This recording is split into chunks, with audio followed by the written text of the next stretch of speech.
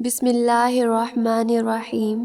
اس بات کو پہلے دن سے اپنے ذہن میں بٹھا لیں کہ انسان کی مرضی اس پر نہیں چلتی۔ اس دنیا میں نہ اپنی مرضی سے آتا ہے نہ اپنی مرضی سے جائے گا۔ آپ کے نصیب کا فیصلہ آپ کی مرضی سے نہیں ہوگا۔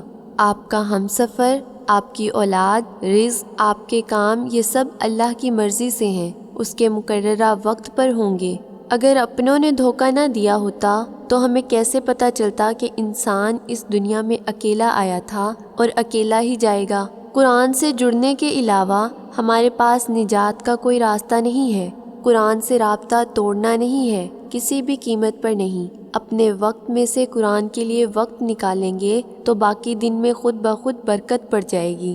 کوئی دوسرا شخص ہمارا دل نہیں توڑ سکتا، ہم خود اپنا دل توڑتے ہیں، ایک ایسی جگہ پر رہ کر جہاں ہماری کوئی ضرورت نہیں۔ ظرف وسیع کر لو، شکوے شکایتیں کم کر دو، وجہ پوچھنا چھوڑ دو، خواہشیں مختصر کر دو، اور اس طرح زندگی آسان ہو جائے گی۔ اپنے نفس کو قسم کھانے کا عادی نہ بناؤ، بے شک زیادہ قسم کھانے والا گناہ سے محفوظ نہیں رہتا۔ جب انسان کسی رنج اور مصیبت میں اللہ تعالیٰ سے شکایت کرتا ہے تو اللہ تعالیٰ فرماتا ہے، اس مصیبت کی شکایت بلا وجہ ہے، ذرا دیکھ اور غور کر، یہ مصیبت تو تجھے میری طرف لے آئی۔ شکایت تو تجھے اس نعمت سے ہونی چاہیے جو تجھے مجھ سے دور لے گئی تھی۔ خوش نصیبی کسی چیز کا نام نہیں، سماجی مرتبے کا نہیں، مال و دولت کا نام نہیں، بڑے بڑے مکانوں کا نام نہیں ہے، بلکہ خوش نصیبی صرف اپنے نصیب پر خوش رہنے کا نام ہے۔ بہترین مسلمان وہ ہے جس کی لگن اور تیاری آخرت کے لیے ہو اور جس کی امید اور خوف دونوں برابر ہوں۔ سچ بولا کرو اگرچہ تمہیں اس میں ہلاکت نظر آئے، کیونکہ اسی میں نجات ہے۔ اپنی زبان کو قابو میں رکھو اور خالی وقت گھر میں ہی گزارو اور اپنی غلطیوں پر خوب رویا کرو، بس تم نجات پالو گے۔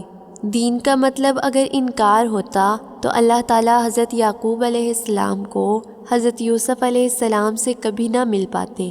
دنیا کیا ہے؟ اللہ سے غافل ہونا، نہ کہ ساز و سامان، چاندی، بیوی اور بچے، محبت کی طرف اشارہ کرنا، اسے بیان کرنا، یہ سب باتیں ممکن نہیں، لیکن آپ اسے آنکھیں اور مسکراہٹوں میں دیکھ سکتے ہیں۔ تلاش کر چاہے جس حال میں بھی ہے، اے پیاسے، پانی کی تلاش مسلسل جاری رکھ، یہاں تک کہ وہ وقت آئے جب تو بہار کو پا لے گا۔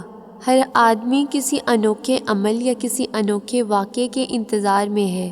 وقت اپنے اصولوں پر ازل سے ہے، یہ امتحان جس کا بھی لیتا ہے رعایت نہیں کرتا۔